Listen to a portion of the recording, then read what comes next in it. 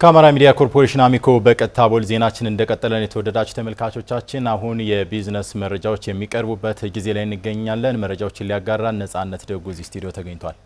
ነጽ እንደምን ዋልክ? እግዚአብሔር ይመስገን። እንዴት ነህ? ደህና ነኝ። ወደ መረጃዎቹ እንለፍ። አመሰግናለሁ። ተመልካቾቻችን እንደምንላችኋል። የሰዓቱን የቢዝነስ ጉዳዮች ይዘን ቀርበናል። አብራችሁን ቆዩ። የኢትዮጵያ ታምርት ንቅናቄ ወደ ኢንዱስትሪ ለመሸጋገር መሰረት የሚጥል መሆኑን የአዊ ብሔረሰብ አስተዳደር ገለጸ። የብሔረሰብ አስተዳደሩ ኢንዱስትሪና ኢንቨስትመንት መምሪያ የኢትዮጵያ ታምርት እኛ ምንሸምት ንቅናቄ መርሃ ግብር አልሚ ባለሀብቶች ከሁሉም ወረዳዎች የተወጣጡ የስራ ኃላፊዎች በተገኙበት በቻግኒ ከተማ ተካሂዷል። ሳሙኤል አማራ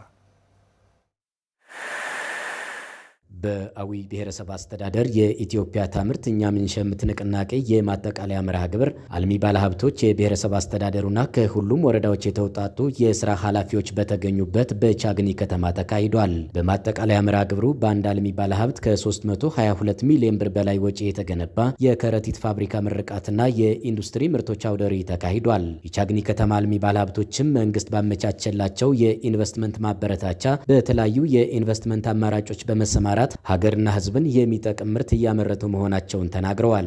ለ147 ሰው የስራ እድል ፈጥሮ እነሱን ይዘን ስራውን በመስራት ላይ እንገኛለን። የተለያዩ የሰብል ምርቶችን መሸከፊያ ከረጢት ማዳበሪያዎችን ነው የምናመርት። በዋናነት እሱን እንደ ግብአተኛ የእነሱን ማሸጊያዎችን ነው የምንሰራ። በዋናነት በከተማዋ የሚስተዋለው የኃይል አቅርቦት ችግር አምራች ኢንዱስትሪዎች በሙሉ አቅማቸው ወደ ምርት እንዳይገቡ እንቅፋት መፍጠሩንም ገልጸዋል። በሙሉ አቅሙ ቢሰራ እስከ 45,000 ማዳበሪያ አካባቢ ማምረት ይችላል። አሁን ላይ ግን እያመረትን ያለ ነው በቀን ከ20 እስከ 25,000 ማዳበሪያዎችን እያመረትን ያለው። ያም የሆነበት ምክንያት በዋናነት የፓወር እጥረት የኃይል መቆራረጥ ስላለ 24 ሰዓት ነበር የሚሰራ። አሁን ላይ ግን ወደ 8 ሰዓት በሸፍት እየከፋፈልን የምናሰራው።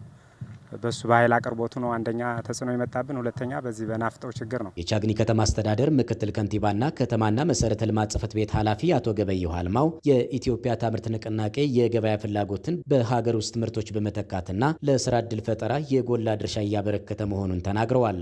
ከጊዜ ጊዜ እየጨመረ የመጣውን የስራ አጥነት ችግር ለመፍታትና የዜጎችን የስራ ዕድል ከመፍጠር ባሻገር በሀገር ኢኮኖሚ በማህበራዊ ህልውና ላይ የመወሰን ድርሻ ከፍተኛ ስለሆነ በዚሁ ዘርፍ ላይ መሰማራትና በትኩረት ተይዞ መስራት የሞት ሽራት ጉዳይ ነው።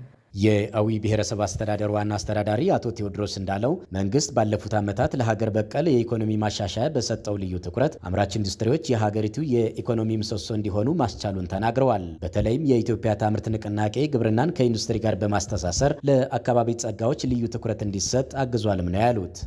ፓርቲያችን አገር በቀል የኢኮኖሚ ሪፎርምን እውን አድርጎ መንቀሳቀስ ከጀመረባቸው ጊዜ ጀምሮ ተጨባጭ አንጸባራቂ ውጤቶች በሁሉም የሀገሪቱ አቅጣጫዎች እውን እየሆነ እየታየ ይገኛል። ብልጽግና ሀገር የመምራት ቅቡልነቱን ካገኘ ጊዜ ጀምሮ ትልቅ እምርታ የተመዘገበበት ብሔረሰብ አስተዳደር ነው። መንግስት የኃይል አቅርቦት ችግርን ለመፍታት እየሰራ ነው ያሉት ዋና አስተዳዳሪው ችግሩን ተቋቁመው ወደ ምርት የገቡ ፕሮጀክቶችን አመስግነዋል።